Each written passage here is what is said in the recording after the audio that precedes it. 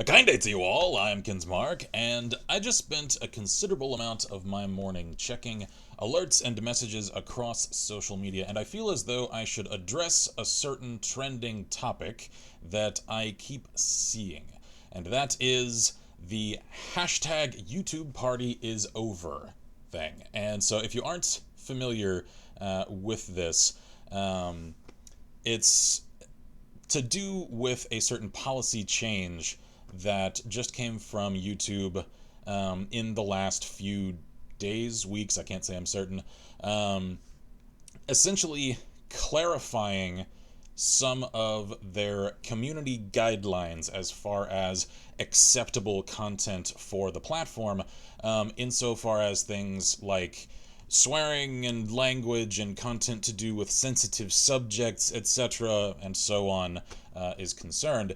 And at first, I had come to the conclusion that a lot of people were panicking about something that already existed and had for some time, and that YouTube had just provided clearer answers for.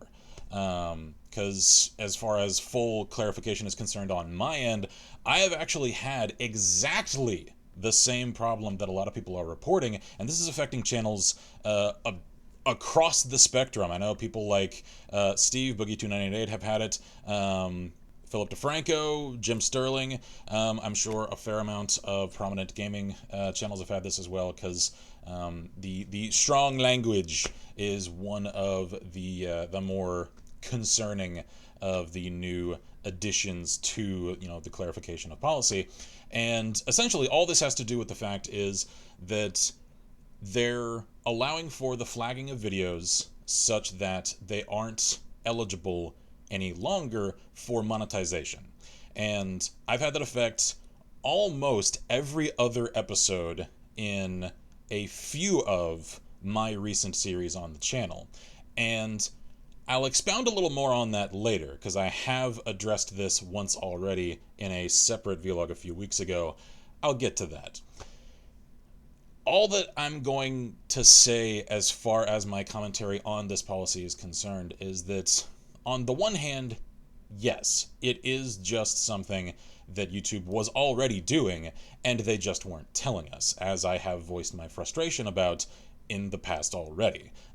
Clearly, videos were getting flagged, and they were getting either completely taken down, demonetized, or some other means of punitive measure was taken. And apologies if I start rambling in this vlog, because I don't have an outline for this. I've just had a lot clouding the mind, and I feel as though I should actually, one, get it out, and also share my thoughts on this with you guys, because I have had a few people asking me my thoughts on the matter. So anyway, all of that said, I'm not about to comment at length about the details and the particulars of this change. There are far more articulate and educated people that have covered this at length already, so I urge you to check them out. Again, I'll mention Philip DeFranco. He doesn't even know I exist. I'm not like paid to sponsor him or anything. He's just an incredibly informed person as far as this, and he is severely affected, let's call it, and so has a close perspective on the matter. One of the other more egregious channels that I know was affected was Boogie, who has in the past made some very open and candid videos about things like depression and suicide, and attempting to prevent negative things like that from affecting further the people that follow his channel, and trying to improve their lives and such. And for talking about a sensitive subject of that kind, those videos that are meant to help people to improve their ability to enjoy their lives are getting flagged because he might have used some strong language or discussed a topic that makes certain people uncomfortable. And that's abhorrent. I'm sorry, it just is.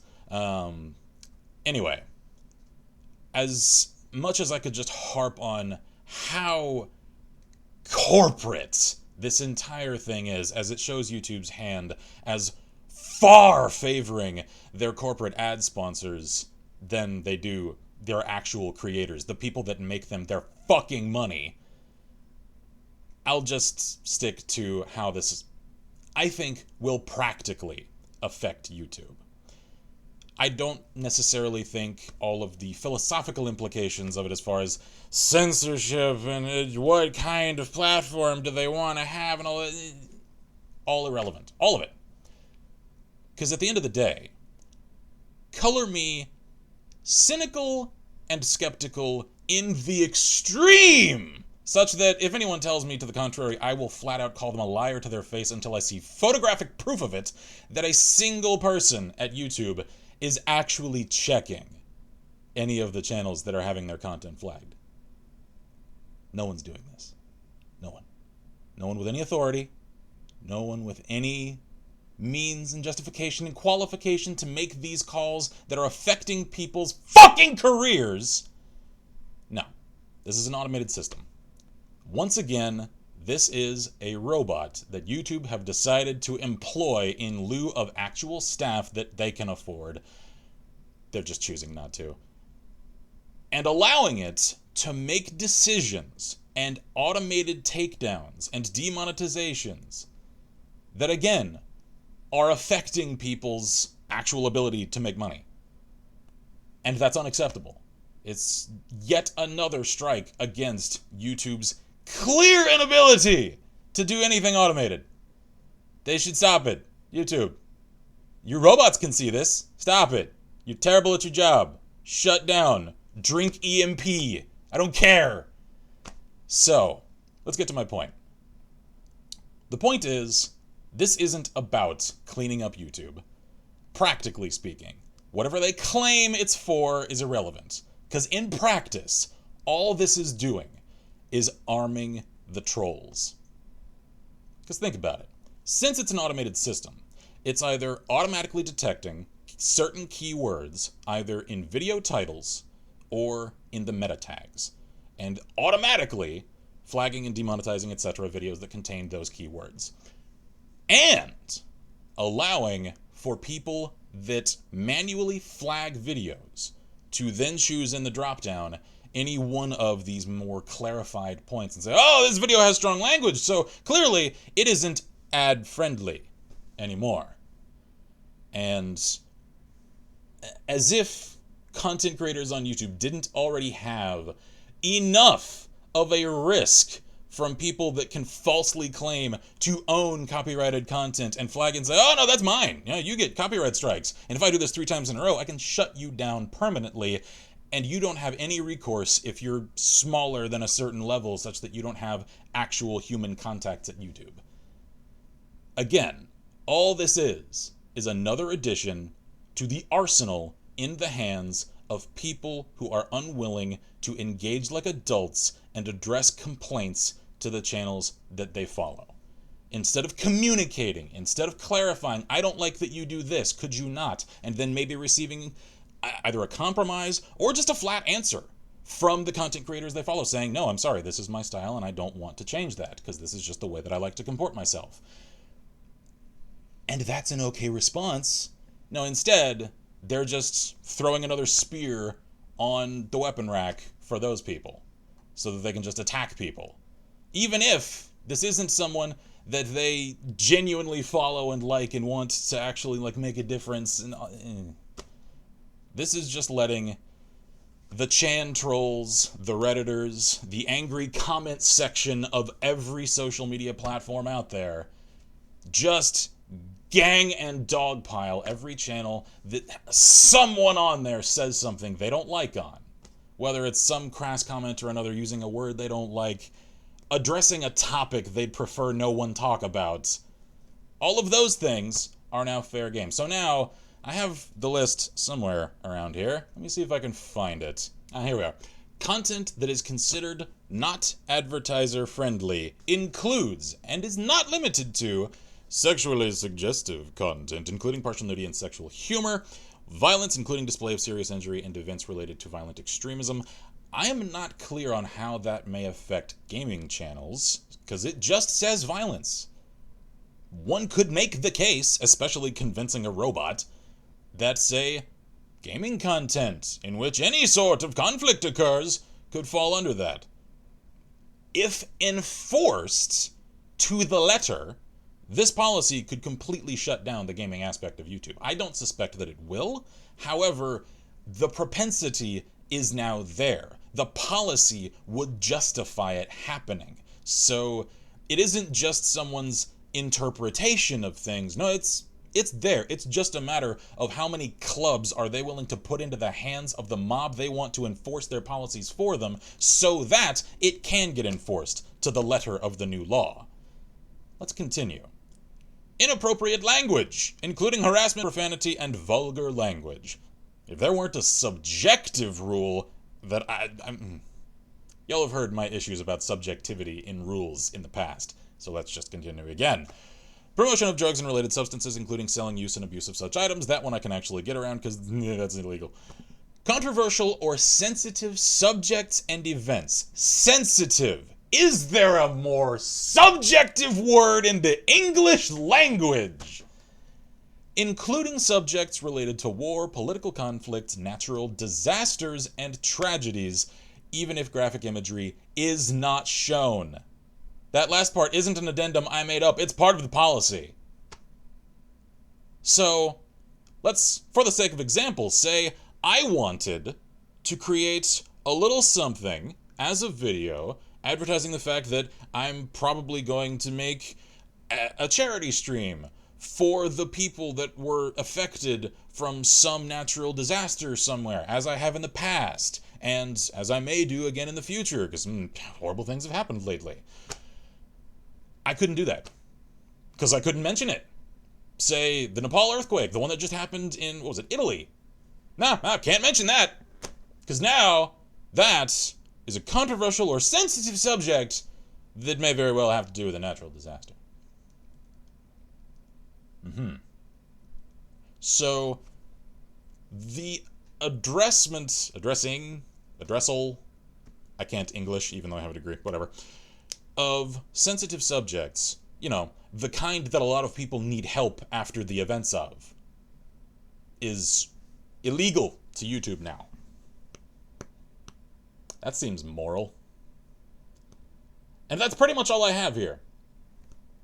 Again, I know I've sort of rambled all over the place in this. I just needed to sort of genuinely and organically purge myself of the seething rage that has just simmered under the surface for the last few hours. And again, this isn't something new, because I had multiple videos affected with this weeks ago. And I had people in the comments telling me that I was just whinging and whining about something that didn't even matter. And now, suddenly all of social media is aflame with the topic! It only matters when the large channels get hit, huh? Your favorites. I see. Anyway, I am not sure how this will affect my approach to YouTube moving forward. Because, again, as I said at first, I had suspected that people were making a mountain of a molehill out of this. And that it was just something that, we're all going to freak out about it for a few days and then nothing will actually change.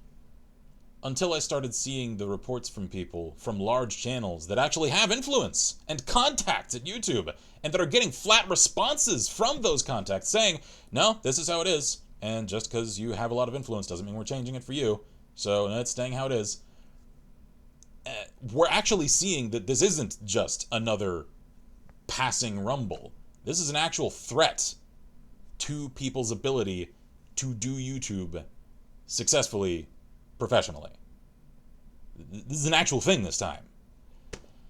So, I have lost counts in the last few weeks of, for this, that, and the other reason, how many times I have uttered the phrase, I am so damn close to just cutting all ties to YouTube entirely and just making the migration to Twitch. Because that idea is looking more and more and more appealing all the time. And it's not because Twitch is doing anything necessarily all that right. They're not doing anything all that wrong. YouTube just is. So, it's not necessarily that one is so exceeding the other. The other is just falling far past them. And I'll say this. Should the rumors that I heard last year of Twitch repealing their complete, refusal to allow pre-recorded content on their platform ever actually come to pass, and one can create episodes like I usually do here and upload them to Twitch, since Amazon purchased them and they have Amazon money now, they could actually purchase like server farms that could house that amount of data. If that ever happens, YouTube can kiss my ass because I'm gone. I will happily move into Twitch, order furniture, and we'll just call that our new home. And I hope that happens. It's not just a well if it does. No, I'm hoping. Please, Twitch, please remove that refusal for pre-recorded content, because I'd like to make you my new friend, since YouTube just keeps stabbing me in the spine. And I think that's pretty much all I got. So, I appreciate you guys letting me rant. I know I don't usually do these this way. I like to comport myself a little more articulatedly and to have an outline so that I can actually keep on task and stuff. It's just, this time I felt as though I needed to get it out more naturally. So, yeah. I hope you guys can understand if my demeanor is a little more aggressive and frustrated than it usually is. Because the situation sucks right now, man. I don't see it getting any improved. So, anyway, I'm Kinsmarck here at Lastable Press. Thank you all kindly for watching and understanding. Check this out from the other channels that have covered it in more detail if you are curious and want to learn more about this at length. And for those of you that care about your content creators, I do urge you to do so. Anyway, so as always, I wish you all good gaming and Godspeed.